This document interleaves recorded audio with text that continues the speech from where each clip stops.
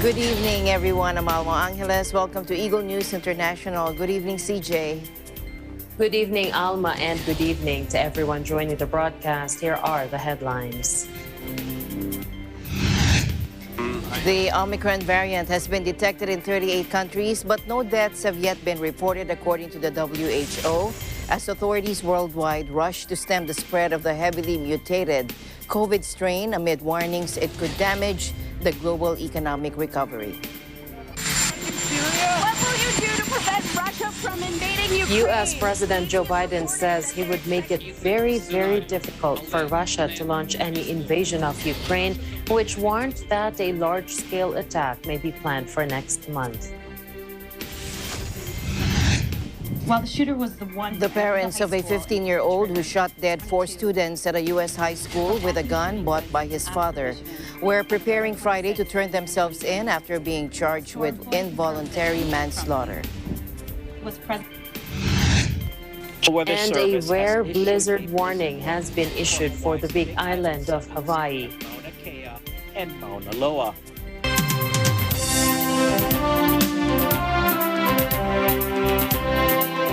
First in our news, as scientists continue to investigate the Omicron COVID-19 variant, the UN World Health Organization Friday urged countries not to panic, but to prepare for its likely spread. Speaking in Geneva, WHO spokesperson Christian Lindmeier stressed that preliminary data suggested that Omicron was highly transmissible, but that this will take time to confirm. He also repeated WHO advice against blanket travel bans, except for countries whose health systems were unable to withstand a surge in infections. Take a look. I have not seen reports of Omicron-related deaths yet. But yeah, that's, again, we're collecting all the evidence, and we will find much more evidence as we go along, because the more countries now keep looking into and keep testing people and looking into specifically the Omicron variant, we will also find more cases, more information, and hopefully not, but also possibly deaths. Again, it depends on the situation. It depends on the risk assessment. It is much more preferred to prepare your country, your health system to possibly incoming cases, because we can be pretty sure that this Omicron variant will spread around. Delta started also somewhere, and now we have it as a predominant variant with over 90% all around the world. This is how this virus behaves, and we will not be able, most likely, to keep it out of individual countries.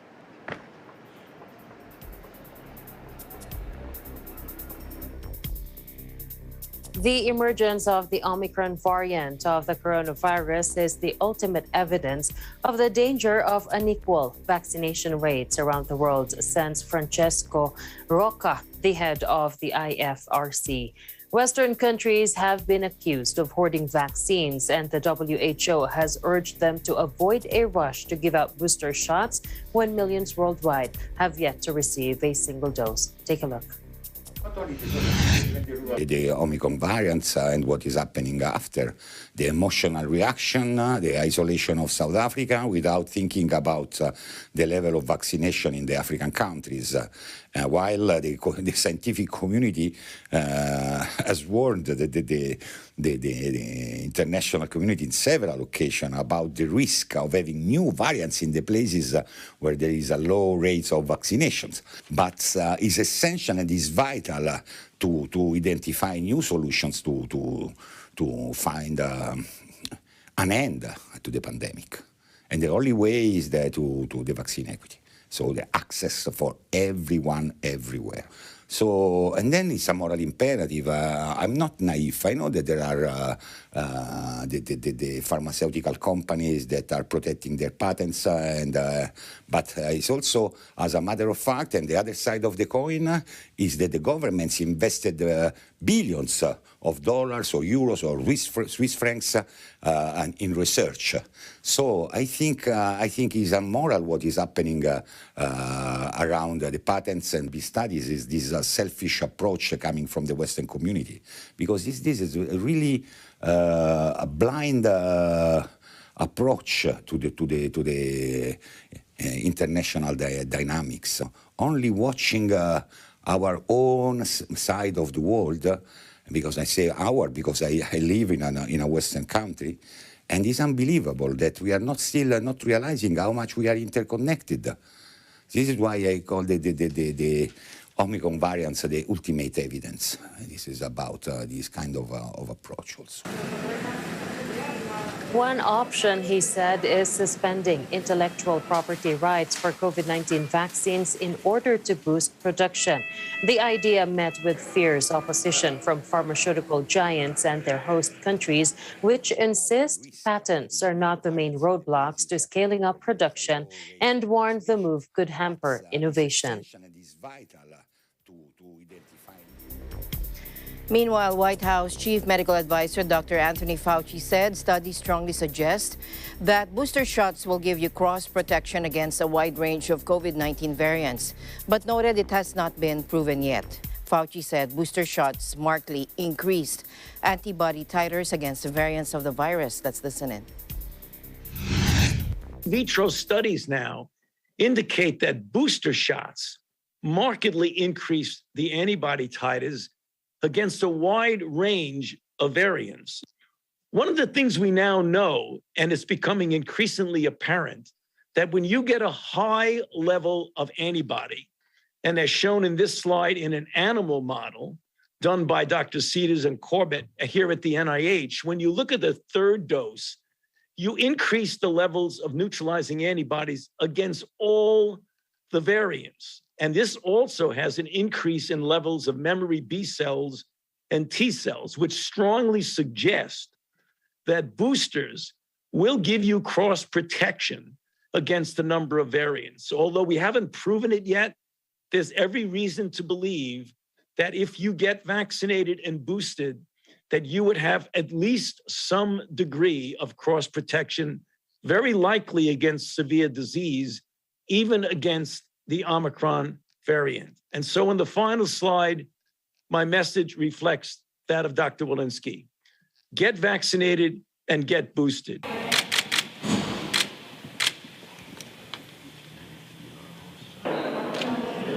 U.S. health authorities are urging everyone over the age of 5 to get vaccinated and to get a booster once they are eligible.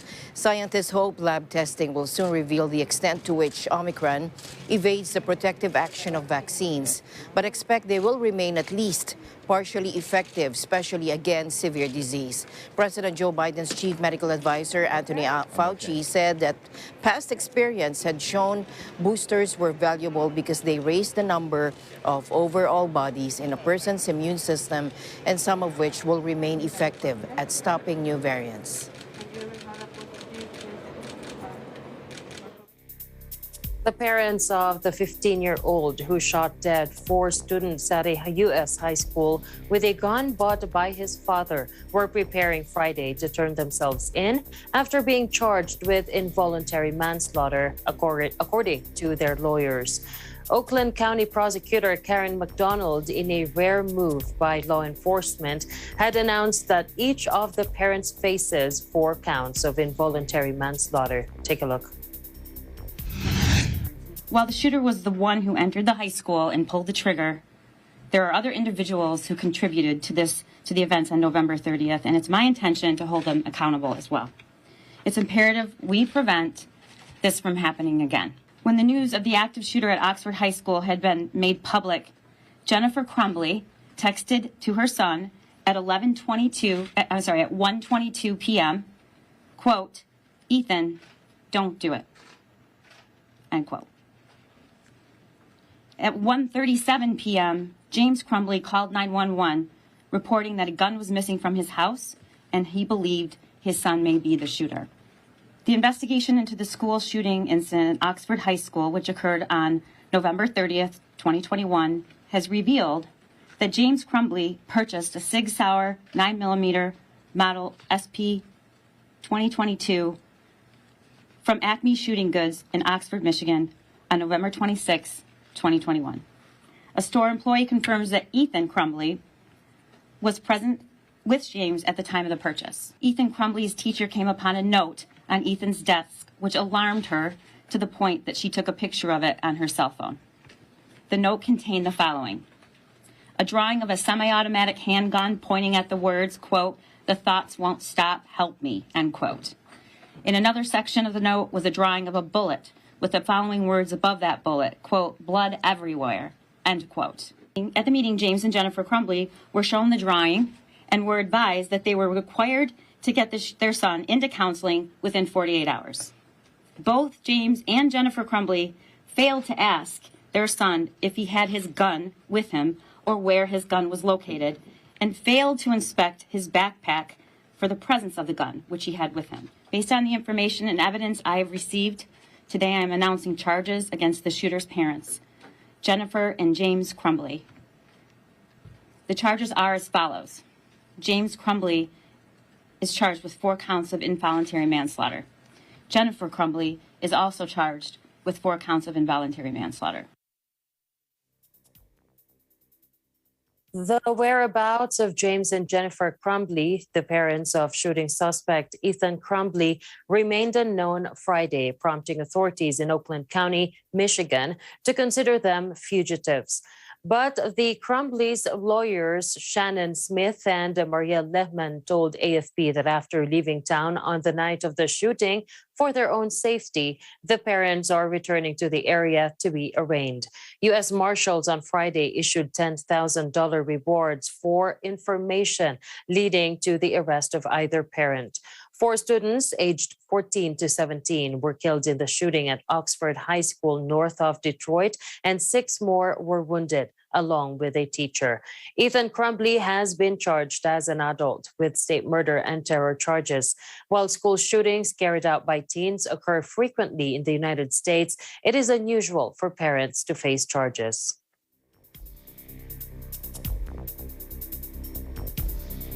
In other news now, just when Hawaii thinks it has enough problems already, like what Alfred Asenas of EBC Hawaii Pacific likes to say, but wait, there's more. A storm system has already hit the island chain, triggering weather advisories, dangerous surf, and even some snow on the mountains. Alfred Asenas, EBC Hawaii Bureau Chief, has this report. Just as the Aloha State was looking forward to a well-deserved weekend after a busy, challenging week that has involved an ongoing water contamination crisis in some parts of Oahu and the confirmation of the very first Omicron variant of COVID-19, a huge storm system is now on its way to the islands, which has triggered flash flood warnings throughout, high surf in the northern and western shores, plus blizzard warnings to the state's 2 highest peaks. The National Weather Service has issued a blizzard warning for Hawaii's Big Island summits at Mauna Kea and Mauna Loa, each with an elevation of more than 4,170 meters. Under blizzard conditions, travelers to these peaks can expect snow accumulations upwards to 30.5 centimeters or even more, along with winds gusting over 160 kilometers an hour and near freezing temperatures of 0.6 Celsius below zero. Travel on the access roads could range between very difficult to impossible. Blowing snow will significantly reduce visibility at certain times, with periods of zero visibility. According to Mauna Kea rangers from the University of Hawaii at Hilo, the road to Mauna Kea summit has been closed to the public due to fog, humidity, and icy conditions. They remind everyone that travel should be restricted to emergencies only.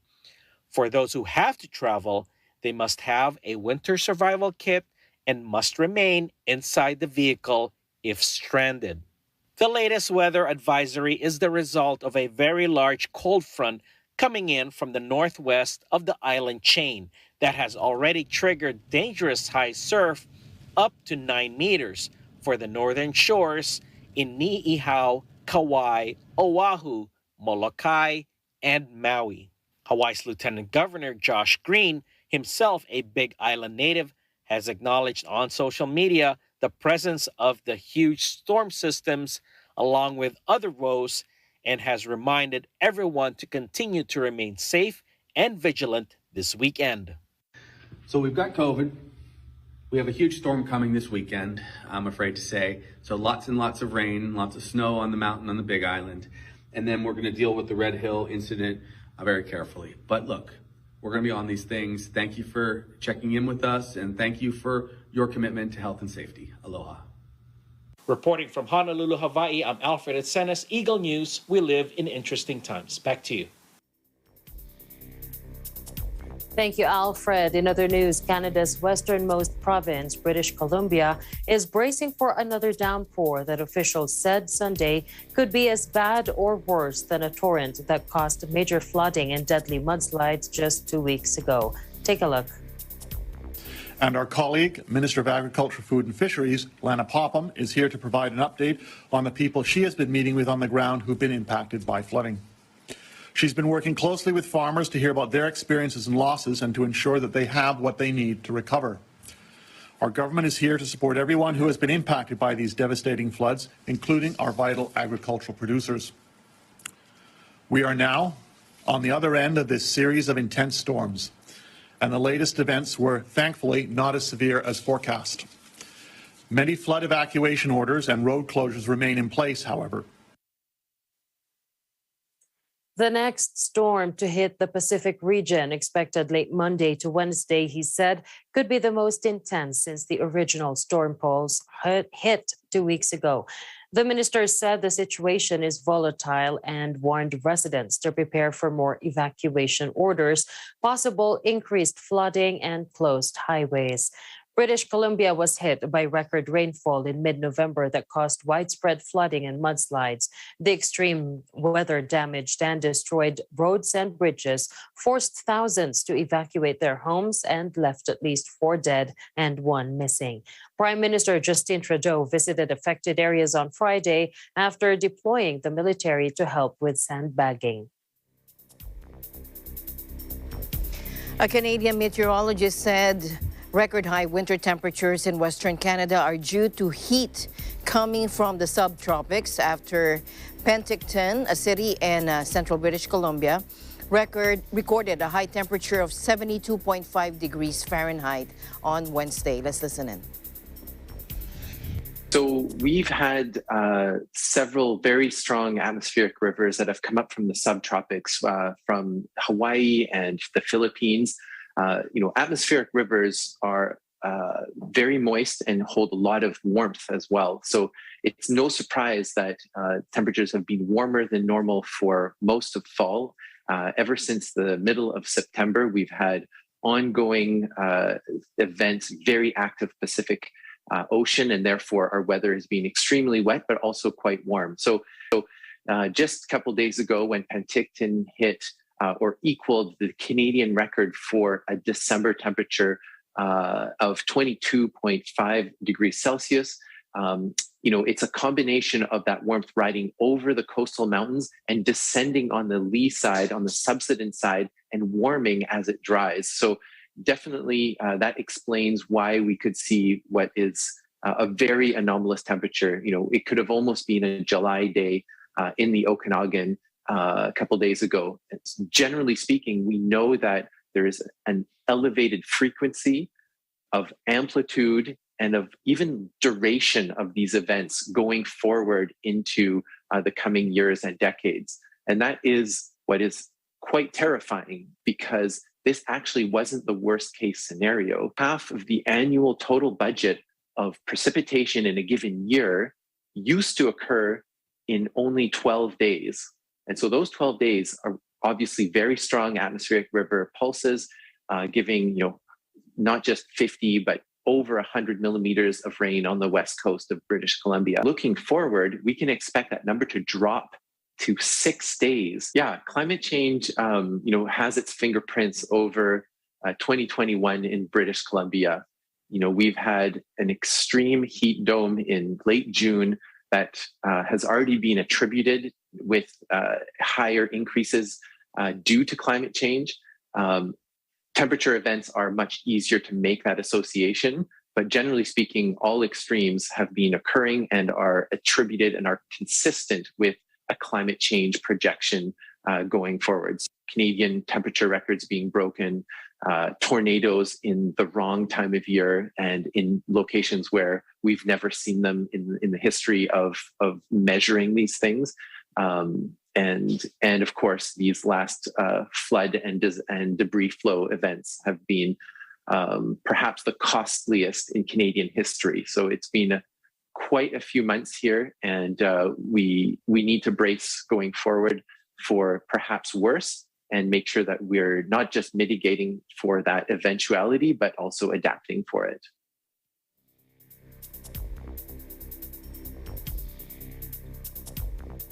Elle magazine announced on Thursday it will stop using fur in all of its editorial and advertising content worldwide, becoming the first major publication to do so. Elle's international director, Valeria Bisolo Lopez, told an annual two-day fashion industry conference starting on Thursday in Britain that fur was no longer acceptable. Take a look. This includes no animal fur in our editorials, from fashion productions, features, and images from runway or press images, as well as advertisements or brand content, both for print and digital. The World Network, that is 45 editions of Elle around the world, I signed it, despite very different culture and very different markets, from China, France, Japan, Italy, etc. So for 13 of these editions, the charter is already effective. For 20, it will be effective next month, 1st Jan. And for the other editions, it will be effective 1st Jan 2023. In the fashion industry, plenty of brands went for fur-free for years now, like, all the Kering brands, but also Prada, Valentino, Chanel, Ralph Lauren, etc. So there is less and less request for featuring or for advertising, even for brand content. The monthly lifestyle magazine, which originated in France and is owned by French media group Lagardère, comes out in 45 different editions around the world. It has about 33 million readers from Mexico to Japan, with 100 million monthly online visitors.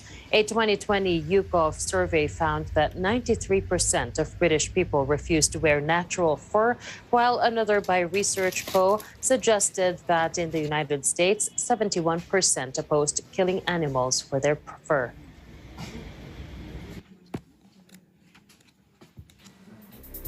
Meanwhile, India's polluted capital again orders schools to be closed due to dangerous smog levels. New Delhi, one of the world's most polluted cities and home to about 20 million people, is cloaked in a thick blanket of smog every winter. The city government shuttered schools in November, but allowed classes to resume on Monday after claiming air quality had improved. Now, they reversed course on Thursday after a Supreme Court hearing gave authorities 24 hours to reduce smog levels. Delhi's levels of PM 2.5, the most harmful particulate matter responsible for chronic lung and heart disease, were around 215 micrograms per cubic meter, according to monitoring company IQ Air. The figure is more than 14 times the daily maximum recommended by the WHO. Last month, Delhi halted most construction work and asked civil servants to work from home as the city's air quality deteriorated. A Lancet report last year said almost 17,500 people died in Delhi in 2019 because of air pollution. And a report by IQ Air last year found that 22 of the world's 30 most polluted cities were in India. Toronto police are warning the public about a suspicious drug that is responsible for at least 2 deaths this weekend. Here's Joshua Santillana of our EBC Canada Bureau with the story. Joshua. Earlier this week, a suspicious unknown drug caused the deaths of 2 men in Toronto. Toronto Police Services released an official public warning on Monday. According to the official news release, there was a call on Sunday for overdoses on Yonge Street and Lawton Boulevard, to which police officers responded. It was found that a 53-year-old and a 33-year-old man consumed a quantity of the suspicious narcotic at a house party. Both men overdosed, which fatally led to their deaths. Toronto Police Services released a photo of the suspicious drug. The drug comes in a small plastic bag with red basketballs printed on it. Investigators believe that others may have been given or bought this illegal suspicious drug. The collected drug sample has been sent for testing. Toronto Police Services are warning the public not to use this drug. They are also asking the public to report anyone who may have seen or have had contact with the suspicious unknown drug, as its effects are potent, dangerous, and lethal. In Toronto, Joshua Santillana, Eagle News. We live in interesting times. And Russia is orchestrating a multi-front offensive involving up to 175,000 troops as soon as next year. That according to a Washington Post report Friday, U.S. time, as Ukraine warned that a large-scale attack may be planned for next month. Moscow's plans involve extensive movement of 100 battalion tactical groups with an estimated 175,000 personnel, along with armor, artillery, and equipment. According to a U.S. administration official, telling the Post on condition of anonymity, U.S. President Joe Biden said Friday he would make it very, very difficult for Russia to launch any invasion of Ukraine. Take a look. What will you do to prevent Russia from invading Ukraine? The AP is reporting that they're expected to potentially invade in 2022. We're aware of Russia's actions for a long time, and my expectation is we're going to have a long discussion. Do you accept Putin's red line on Ukraine? I don't accept anybody's red line. I don't accept anybody's red line. Наша розвідка аналізує усі сценарії, включно з найгіршим. Вона відзначає, що вирогідність масштабної ескалації з боку Росії існує. Найбільш вирогідним часом досягнення готовності для ескалації буде кінець січня. Наголошую, ескалація є вирогідним сценарієм, але не обов'язково. І наше завдання – відвернути його. Now, that was Ukrainian Defense Minister Oleksiy Reznikov telling Parliament in Kiev that the most likely time to reach readiness for escalation will be the end of January. Moscow seized Crimea from Ukraine in 2014 and has since backed separatists fighting Kiev in the east of the country. The conflict has left more than 13,000 dead.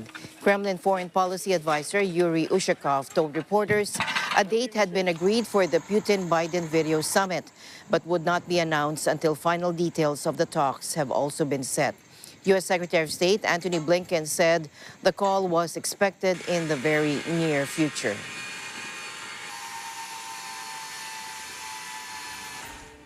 And the news continues here on Eagle News. CJ and I will be back right after this.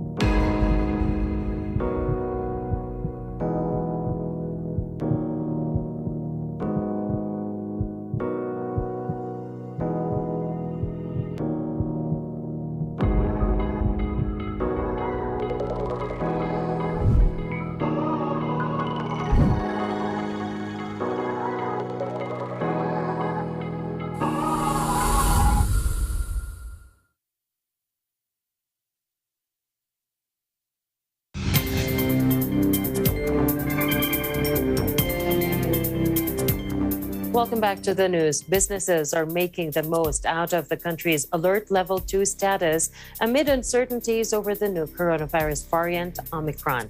Presidential advisor for entrepreneurship, Joey Concepcion, said retaining the current alert level is okay to keep for now. Take a look.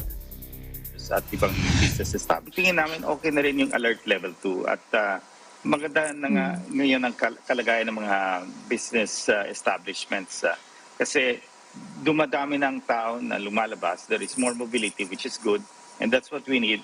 And consumer spending has started to kick in. So maganda na ang cash flow ng mga MSMEs natin. Now, yung mas malaking challenge natin is how do we sustain this moving forward.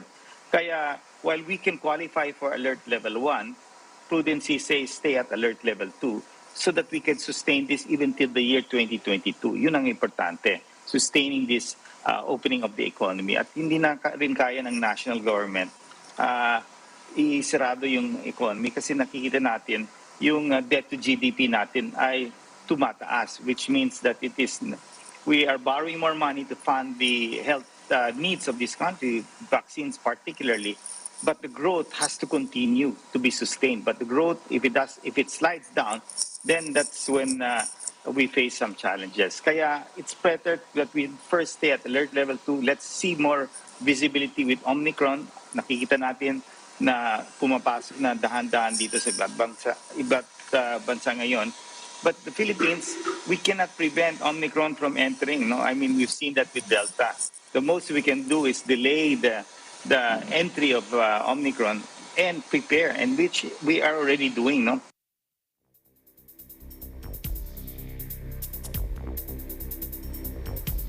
More pandemic news. The Japanese government will temporarily invalidate special visas issued to foreign nationals who meet certain conditions in an effort to curb the spread of the Omicron variant. Dennis Liu reports. Japan has temporarily suspended for 1-month visas that have been issued but not used to enter Japan, except if the visa holder is the spouse or child of a Japanese national, permanent resident, or diplomat. The suspension of previously issued visas was an apparent move to help clarify who will not be allowed to return to Japan over the next month. Japan continues to tighten restrictions on inbound travel as the Omicron variant spreads worldwide. Japan has had tight border restrictions throughout the COVID-19 pandemic, barring almost all foreign arrivals. It had begun to ease those rules slightly last month to allow some students and business travelers entry, but reversed that decision after the emergence of the Omicron variant. It has also barred all non-citizens from entering the country if they are coming from 10 Southern African countries.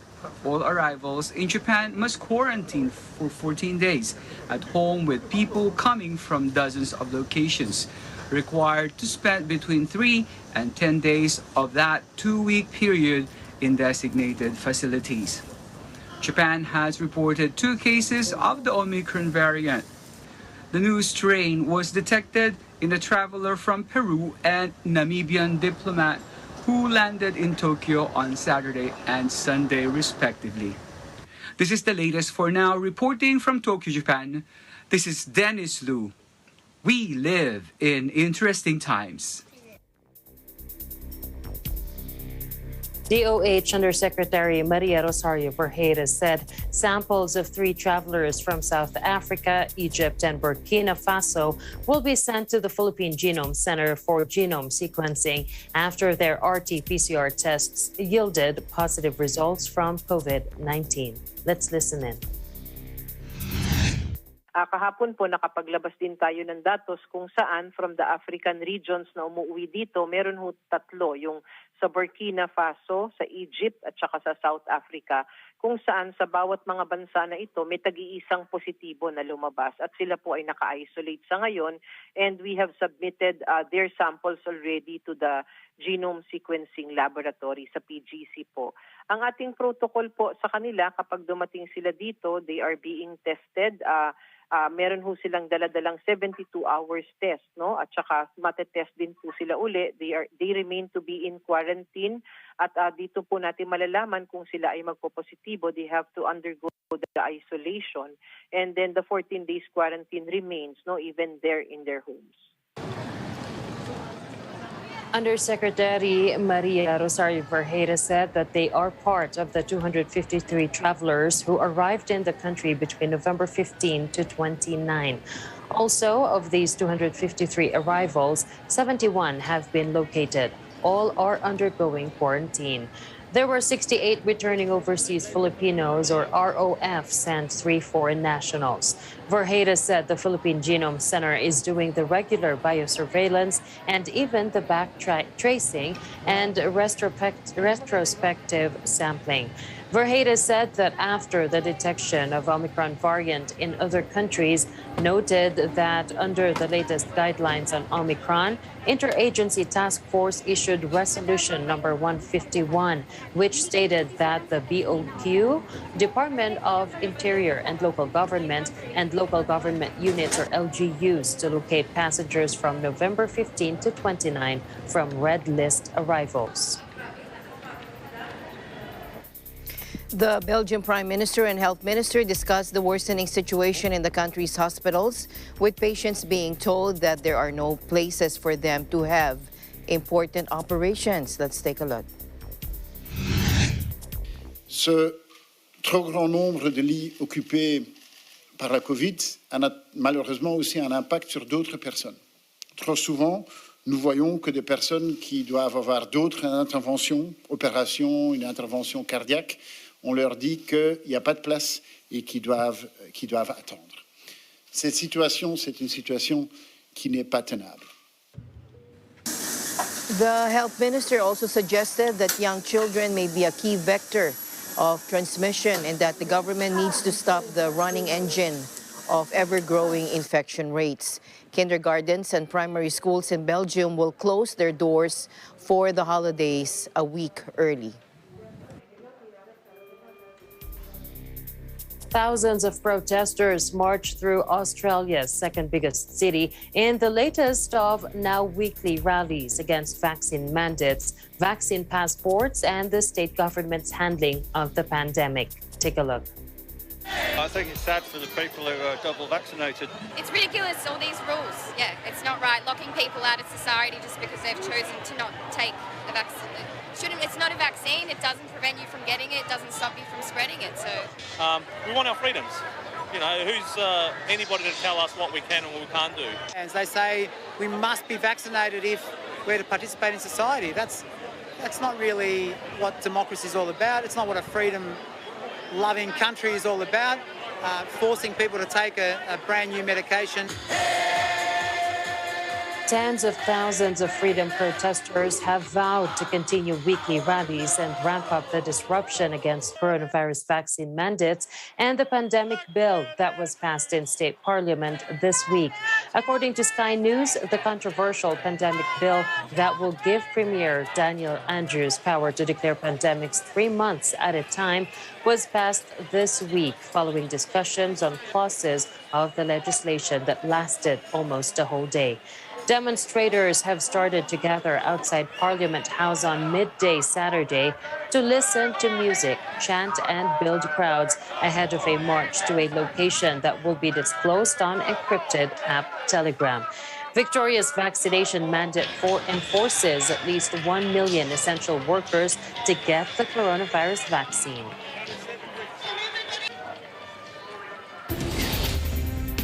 Eagle News will be back with more stories. Please don't go away. Mula noon hanggang ngayon, gabay natin ang MTRCB ratings sa matalino at responsableng panonood.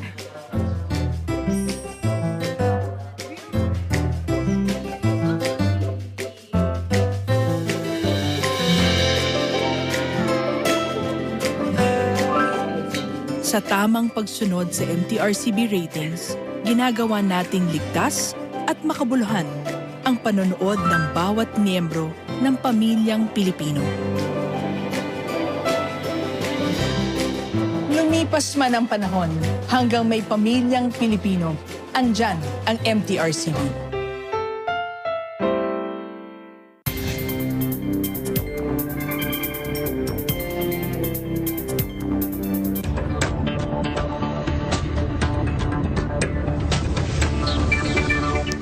Welcome back. The Senate on Friday inched closer to a plenary vote to ratify the Regional Comprehensive Economic Partnership, or RCEP, formalizing Philippine entry to the Global Trade Pact. At a marathon hearing of the Committee on Foreign Relations Friday, presided by Senator Aquilino Pimentel III, administration officials endorsing RCEP were asked to commit assurance of support to affected sectors given its impact on local traders. Take a look.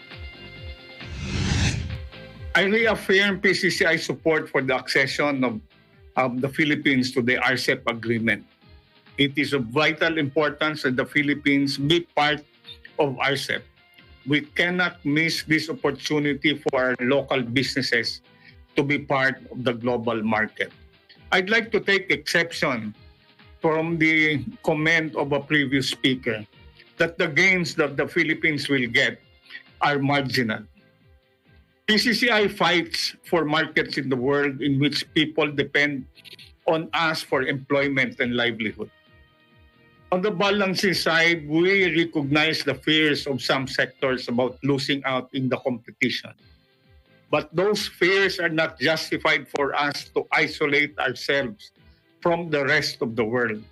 It will only aggravate our situation.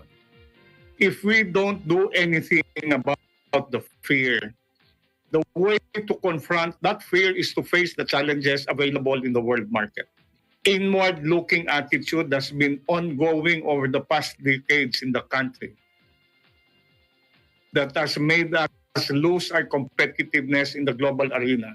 And we cannot afford to be in that mode again of staying in fear. But we trust that we have the competence and capabilities to fight for the services and the producer goods that have high potential. There's a lot still to do by our government and by local industry, but the way to go is not to avoid the world market.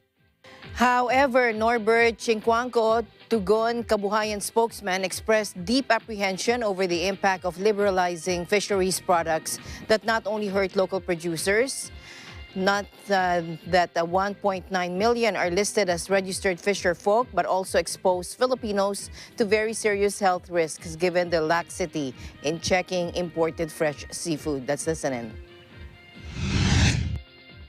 I don't understand it. We are self-sufficient in bangus and tilapia according to PSA, and PSA admit they are not counting our inventory, just our harvest. Yet we are sufficient in bangus and tilapia.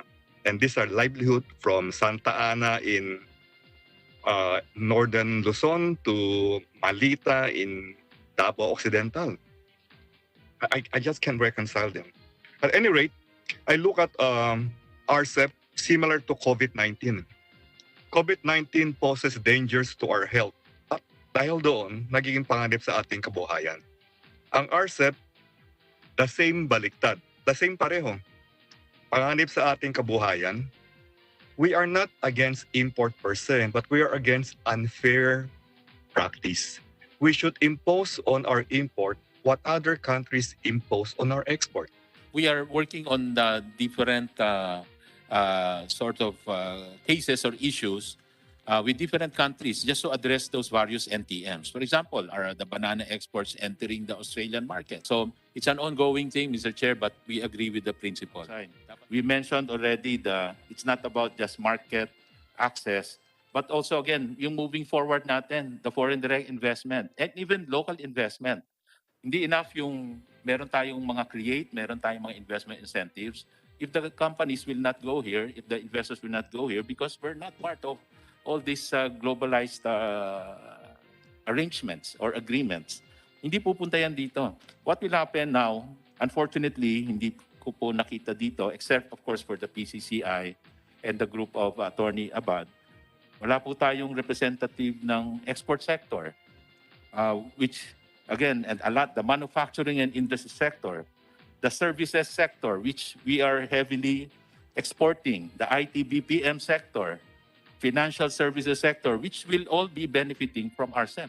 They account for 80% maybe of the economy. Ito, may iiwan pa tayo. Pag umpisa ng January, yung 6 na country na ASEAN at 3 country na RCEP trading partners, they will start already with this RCEP, with or without us. At saan tayo mapupunta? Wala na tayong pupuntahan dito, wala nang pupunta rin dito. So Mr. Chair, yun po yung ating panganib. According to Xinhua, initiated by the 10 ASEAN countries to establish a unified market by reducing tariffs and non-tariff barriers, the Regional Comprehensive Economic Partnership, or RCEP, will take effect on January 1 next year, and more than 90% of merchandise trade in the region will be eventually subject to zero tariffs. The RCEP includes 10 ASEAN members: China, Japan, the Republic of Korea, Australia, and New Zealand. The 15 states' total population, gross domestic product, and trade all account for about 30% of the world's total. RCEP is especially useful in reducing and removing trade obstacles, creating the world's largest common market where goods and services could be more freely traded, thus accelerating the regional and world economic rivals, noted according to a senior fellow at Singapore Institute of International Affairs. The new Omicron variant of COVID-19 could slow the global economic recovery, just as the Delta strain did. IMF Chief Kristalina Georgieva said that Friday. A new variant that may spread very rapidly can dent confidence, and in that sense, we are likely to see some downgrades of our October projections for global growth. She said that at a Reuters event. In its most recent World Economic Outlook, the fund projected global growth of 5.9% this year and 4.9% in 2022, but the United States and other major economies suffered sharp downward revisions after the spread of the Delta variant caused some friction, Georgieva said. The IMF's most recent forecasts raised concerns that global supply chain issues and uneven distribution of vaccines were slowing the rebound and causing some countries to be left behind. To other news now, Panamanian authorities have seized a record haul of drug money, more than $10 million in cash, in a crackdown on gangs linked to neighboring Colombia's embattled Gulf clan. The money was found in 3 different hiding places in a house in Nueva Providencia in the Caribbean province of Colon. The prosecutor's office said it took investigators more than 12 hours to add up the money using a dozen machines, several of which failed under the strain. Those arrested in the Panama operation, including 5 police officers, are accused of receiving large quantities of drugs from Colombia and hiding it before sending it on to the United States via Central America. The operation, in which agents of the U.S. Drug Enforcement Administration participated, also seized 10 firearms and 38 luxury vehicles belonging to the group. The bust was part of a police operation that resulted in the arrest of 57 people this week with suspected links to the Gulf clan, which has been weakened by the capture in Colombia of its leader and dozens of other members since last month. The clan controlled about a third of cocaine production in Colombia, the world's largest exporter of the drug. The United States is the main consumer.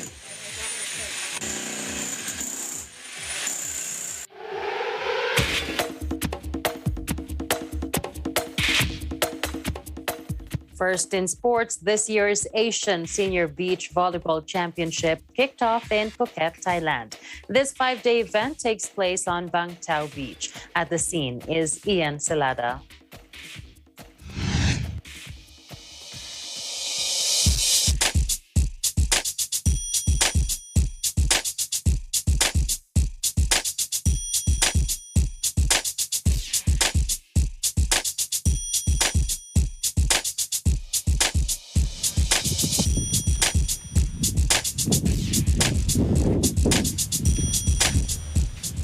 We are here in Bang Tao Beach, Phuket, Thailand, to witness the 2021 Asian Senior Beach Volleyball. 2 teams of men and women represented the Philippines in 2021 Asian Senior Beach Volleyball Championships held here in Phuket, Thailand. The island city of Phuket opens its doors to fully vaccinated foreign visitors last July through its Sandbox program, which also enabled the island city to host various sports tournaments such as this. Hi, my name is Anthony Lumal Arbasto Jr. of Team 1 Philippines. I'm Jude Garcia from Team 1 Philippines. My name is AJ Parea from Team 2 Philippines. I'm Henry James Picaña for Team Philippines. So kami po Team 2 ng Philippines. Ang nakalaban po namin is yung Team 1 ng Iran tsaka Team 2 ng Thailand. Team 1 Philippines naman po, nakalaban namin sa pool is Singapore and Australia. And for the round of 16 po, nakalaban po namin is Qatar. And sa quarterfinals po is Iran 2. Yung unang nakalaban namin is Japan 3, then Thailand 2 and Australia, and then sa round of 16, Japan 2. Super happy po kami Team 2 ni Henry. Ako po first time ko maglaro sa international for beach volleyball, and kahit hindi po kami umabot sa round of 16, very proud kami sa naging performance po namin. Siyempre, salamat sa pagkakataon na binigyan kami ng chance na mag-represent ng flag natin sa gantong mataas na kalidad ng paglalaro ng beach volleyball. Salamat, Pilipinas. First and foremost, we would like to thank the chairperson of beach volleyball sa Philippine National Volleyball Federation, si Charo Soriano, na without her, hindi po posible na nandito kami ngayon. Lahat po ng naging success namin here is dedicated to her and to PNBF and to our supporters po.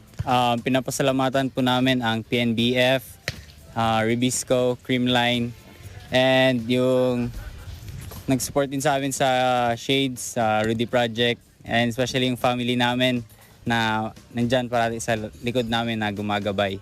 And especially kay Mami Cha, maraming salamat dahil hindi dahil sa'yo, walang ganito. Team Philippines may have fallen short of winning, yet their experience made them resilient and pushed them harder to aspire further and higher. Reporting from Phuket, Thailand, this is Ian Silada, and we live in interesting times. In tennis action, Novak Djokovic's dream of adding a second Davis Cup to his 20 Grand Slam titles was shattered on Friday when Serbia were defeated by Croatia in the semifinals. Djokovic and partner Filip Krajinovic lost 7-5, 6-1 to top-ranked Mate Pavic and Nikola Mektic, the Olympic and Wimbledon champions, in the decisive doubles rubber. Croatia, the 2005 and 2018 Davis Cup winners, will face either Russia or Germany in Sunday's finals. Djokovic had earlier defeated Marin Cilic for the 18th time to keep Serbia alive. The world number one, unbeaten in singles in the tournament since 2011, triumphed 6-4, 6-2 to pull Serbia level at 1-1 in the tie. It was his 19th successive Davis Cup singles win. In the opening rubber, Borna Gojo, ranked a lowly 279, pulled off a surprise win over world number 33 Dusan Lajovic 4-6, 6-3, 6-2. Cilic, a former world number 3, now down at 30, carved out 8 break points on the Djokovic serve but was unable to convert a single one. Defeat for Serbia mean Djokovic closed his 2021 season, having agonizingly missed out on the first calendar Grand Slam by a male player in more than half a century when he lost the final of the U.S. Open. His hopes of a first Olympic singles gold medal were also dashed in Tokyo. Finally, in our news, Stephen Curry scored 23 points as the Golden State Warriors snapped the Phoenix Suns' record 18-game winning streak with a dominating 118-96 win on Friday night in San Francisco. The Warriors, now at 19-3, avenged a loss to the Suns 3 nights earlier as the two NBA juggernauts played musical chairs with the top spot in the Western Conference standings this week. The Warriors improved to a league-leading 12-1 at home and now lead the conference, moving a half game ahead of the Suns, who dropped to 19-4. Curry busted loose on a Friday after the Suns bottled him up in a 104-96 Suns win in Phoenix. Curry, who shot 4 of 21 on Tuesday, was better prepared for the rematch, shooting 8 of 20 from the floor and making a half dozen three-pointers in 33 minutes of playing time in front of a crowd of 18,060 at Chase Center Arena. He got plenty of help from his supporting cast, including Draymond Green, who delivered 9 points, dished out 9 assists, and grabbed 9 rebounds in the win. Andrew Wiggins and Gary Payton had 19 points each, and Juan Toscano Anderson scored 17 for the Warriors, who won their 11th straight game at home by double digits.